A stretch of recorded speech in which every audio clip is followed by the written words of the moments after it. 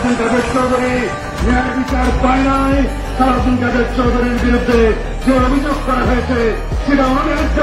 সালাউদ্দিন কাদের চৌধুরীর বিরুদ্ধে যে রায় দেওয়া হয়েছে সেটা সরকারের রায়। অতএব এই রায় মানে না, এই রায় মানব না। বাংলাদেশের যুদ্ধাপরাধের বিচারের জন্য কোন ট্রাইব্যুনাল হয় নাই।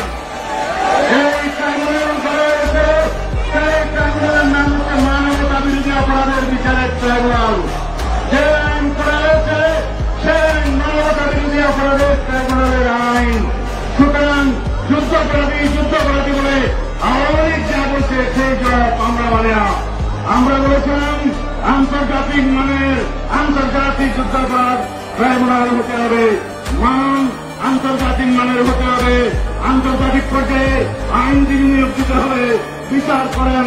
আমরা মানবতা বিরোধী অপরাধীদের বিচার চাই, কিন্তু এই বিচার কায়দা সংঘাতের মাধ্যমে আপনারা জেনেছেন ব্রাসেলস থেকে প্রণয়ন করা হয়।